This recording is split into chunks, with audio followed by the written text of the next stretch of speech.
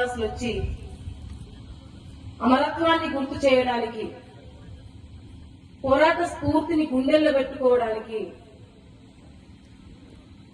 ఆదివాసుల హక్కులు కాపాడబడాలి, వీళ్ళ త్యాగాలను మనం మరవకూడదనేసి అందరూ వచ్చి నివాళులర్పించేది.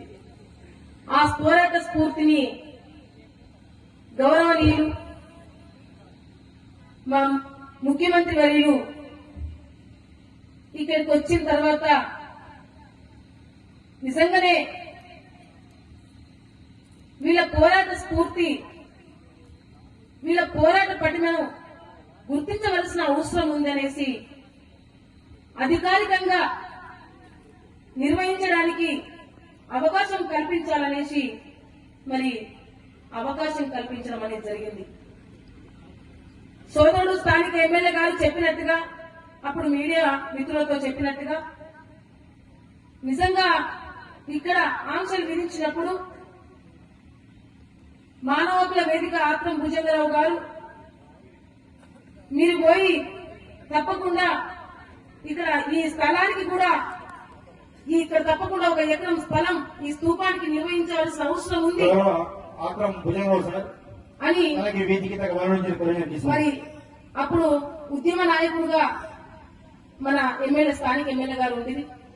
ఎమ్మెల్యే గారు మరి కోర్టుకు వెళ్లి అక్కడి నుంచి ఆంక్షలు విధించకుండా అనుమతించి స్వేచ్ఛగా ఆదివాసులు అమరవీరులకు నివాళులర్పించాలనేసి కోర్టు నుంచి ఆర్డర్ తీసుకొచ్చిన తర్వాత చాలా ఆనందంగా నివాళులర్పించాము.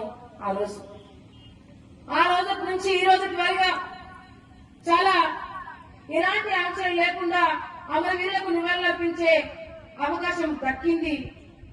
గౌరవనీయులు ముఖ్యమంత్రి వర్యులకు ఆదివాసుల తరపు నుంచి, మా అందరి తరపు నుంచి ప్రత్యేక ధన్యవాదాలు తెలియజేస్తున్నా. ఇప్పుడే మస్కుల తిరుపతన్న గారు చెప్పినట్టుగా ఆంక్షలు విధించినప్పుడు అంత జనాలు కదిలి వచ్చినాము, ఆంక్షలు లేనప్పుడు మరి మనమందరం వచ్చి నివాళులర్పించి మన సమస్యలు ఏవైతున్నాయో ఆ సమస్యలు ఇక్కడ మాట్లాడుకోవాల్సిన అవసరం కూడా ఎంతైనా ఉంది. వాళ్ళ ఆశయాలను, వాళ్ళ పోరాట పటిమను ప్రజలందరికీ తెలియపరిచిన అవసరం ఉంది. కానీ ఈరోజు నిజంగానే ఈరోజు ఇంత తక్కువ మంది రావడం అనేది చాలా బాధాకరమైనటువంటి విషయం.